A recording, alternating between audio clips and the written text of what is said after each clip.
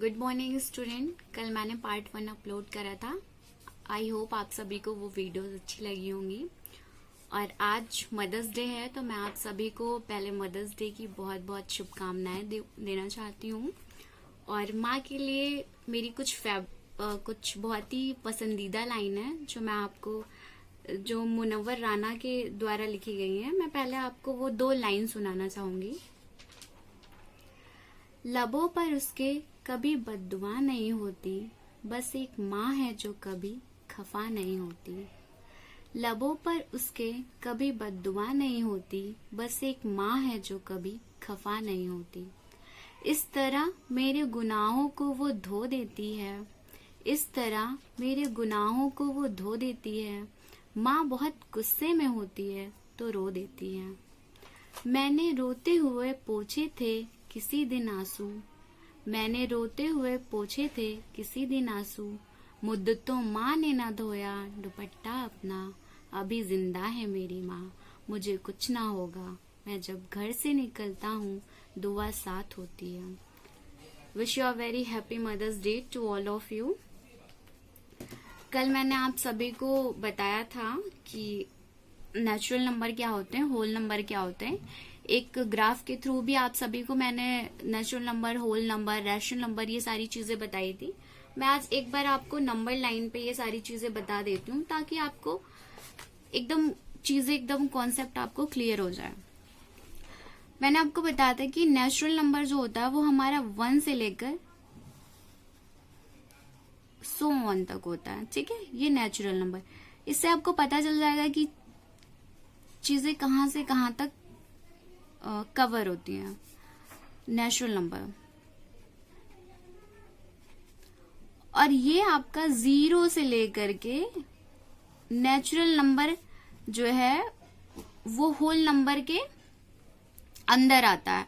तो अगर आपसे कभी ये क्वेश्चन पूछ लिया जाए कि every natural number is a whole number, तो आपका आंसर होगा यस। आप कभी इस बात को लेकर कभी भी कंफ्यूजन में नहीं रहोगे कि नेचुरल नंबर होल नंबर होता है कि नहीं होता है, क्योंकि आप यहां से देख सकते हैं कि ये आपका होल नंबर हो गया, होल नंबर, ठीक है, जो कि नेचुरल नंबर की एरिया को कवर कर रहा है।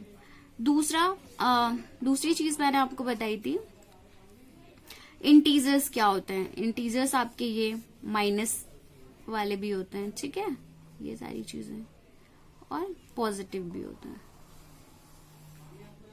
ठीक है। ये तो आपको अगर कभी पूछा जाए कि every integers are natural number, तो आप क्या आंसर करेंगे? यस, बिकॉज जो नेचुरल नंबर का एरिया है वो इंटीजर्स के एरिया को कवर कर रहा है, ठीक है। अब कभी कभी बच्चों के मन में एक क्वेश्चन हो जाता है कि 0 तो हमारा प्लस में 0, ये हम कभी भी वी डोंट 0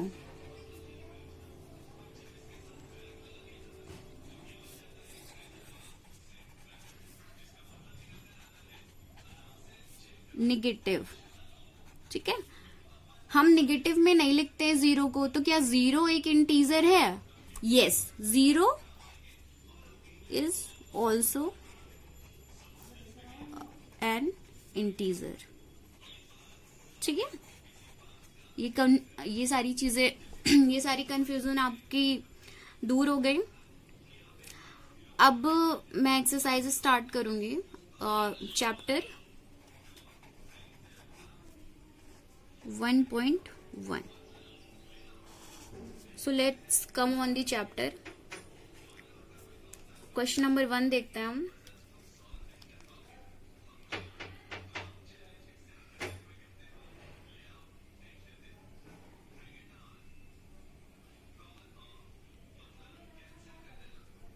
आपका क्वेश्चन नंबर 1 कह रहा है, is 0 is rational number, can you right it in the form of p by q, where p and q are integers and q is not equal to 0।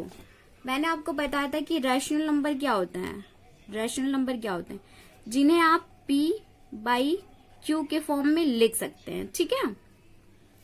P by Q के form में आप लिख सकते हैं, where Q is not equal to 0। आपका Q जो है वो नॉट इक्वल टू 0 होता है। यहाँ पे वो चीज आपको बता दी गई है क्वेश्चन में कि Q आपका नॉट इक्वल टू 0 है। और आपका P जो है, P and Q are integers, ठीक है, no problem. Is 0 is a rational number, तो इसका आंसर होगा यस। आप 0/1 लिख सकते हैं, ठीक है, 0/2 लिख सकते हैं, 0/3 लिख सकते हैं, ठीक। P can be 0 but Q can't be 0. Now come on the second question.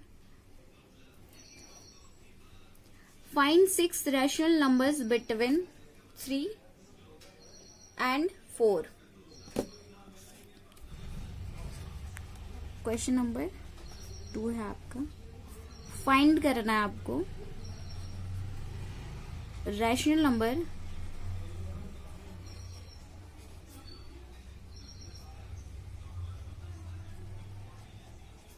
Between 3 and 4। आपको कितने रैशनल नंबर फाइंड करना है?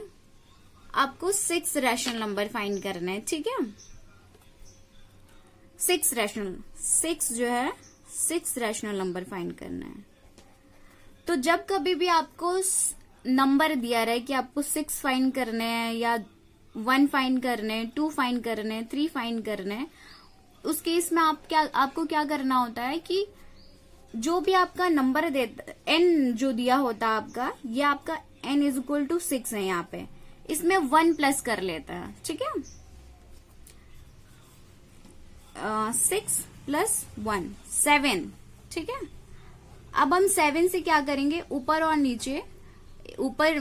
नीचे मल्टीप्लाई और डिवाइड करेंगे। हमें ये पता है कि अगर हम किसी नंबर से नीचे डिवीजन कर रहे हैं तो उसी सेम नंबर से हमें ऊपर मल्टीप्लाई करना पड़ेगा। ये कॉन्सेप्ट हम बचपन से पढ़ते आ रहे हैं, तभी दोनों चीजें इक्वल होंगी। फॉर एग्जाम्पल, आपने मान लीजिए यहाँ पे 3 लिखा, आपने इसको डिवाइड तो कर दिया 6 से, तो क्या ये आपकी वैल्यू इक्वल है? नहीं। जब आप इसको 6 से मल्टीप्लाई भी कर देंगे तो ये 6 और 6 कैंसिल हो जाएगा, तो आपकी जो वैल्यू गिवन थी वही रह जाएगी। और अगर आपने 6 से यहाँ पे डिवीजन कर दिया पर मल्टीप्लाई नहीं किया, या मल्टीप्लाई कर दिया तो एंड डिवीजन नहीं किया, तो आपकी वैल्यू जो होती है, क्वेश्चन में जो वैल्यू दी जाती है वो चेंज हो जाती है। तो हमें वैल्यू जो दी है, एग्जिस्टेंट वैल्यू जो दी है, उसे हमें चेंज नहीं करना होता है। तो अभी जब हमें रैशनल नंबर फाइंड करना है 3 and 4 के बीच का, तो हम क्या करेंगे, जो जितने भी फाइंड करने हैं, 6 फाइंड करने हैं, तो 7 से हमें ऊपर नीचे डिवाइड करना होगा, डिवाइड और मल्टीप्लाई करना है। मान लीजिए 8 फाइंड करना है तो हम 9 से करेंगे, क्योंकि 1 जो होता है वो हमें दिया होता है। ये देखिए 3 हमें दिया है, 3 ऑलरेडी, एक 3 हमें दिया गया है, उसके उन दोनों के बीच का फाइंड करना है। एक नंबर हमें ऑलरेडी दिया रहता है, इसलिए हम क्या करते हैं, एक और नंबर ऐड कर देते हैं, ठीक है। तो अब यहाँ पे 3 है, हमने इसको 7 से मल्टीप्लाई किया, डिवाइड किया एंड 7 से मल्टीप्लाई किया, और क्या आ गया, ये 7 3 जा 21 और ये 7। दूसरा क्या हो गया, 4/7 इंटू 7, 7 4 जा 28/7। अब आप यहाँ पे देख सकते हैं, आपका जो न्यूमरेटर है 21 है, डिनोमिनेटर आपका 7 है। न्यूमरेटर आपका 28 है, डिनोमिनेटर आपका 7 है, ठीक है। और ये हम P/Q के फॉर्म में भी लिखा है, मीन्स ये रैशनल नंबर है आपका, और इनके बीच का आपको और जो है 6 रैशनल नंबर फाइंड करना है। तो अब हम क्या करेंगे, 21/7 और एंड 28/7 के बीच के 6 नंबर लिख लेंगे हम। तो क्या हो जाएगा, रैशनल नंबर क्या हो जाएंगे आपके, 22/7, 23/7, 24/7, 25/7, 26/7 27/7 1 2 3 4 5 6। ठीक है, ये आपका आंसर हो जाएगा। 3 भी हमारा p/q के फॉर्म में ही था, 3/1 और 4/1। ठीक है, अगर खाली 3 लिखा है, आप कह रहे हैं कि मैम ये तो p/q के फॉर्म में नहीं है, ऐसा नहीं कह सकते आप। अगर 3 लिखा है, न्यूमरेटर के 3 है आपका, तो आपका डिनोमिनेटर 1 हो जाएगा वहां पे।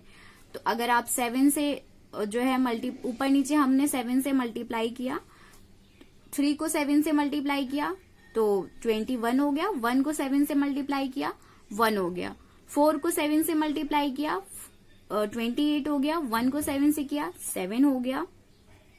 अब आप इनके बीच का नंबर लिख देंगे। ठीक है, 21/7 21/7 आपका था, ये आपका नंबर हो गया, आपने जो मल्टीप्लाई किया था वही नंबर आ गया। 22/7 23/7 24/7 25/7 26/7 27/7। आपको हमारी ये वीडियो कैसी लगी? अगर आपको अच्छी लगी हो तो प्लीज इसे लाइक करें, शेयर करें एंड सब्सक्राइब करें। Thank you so much.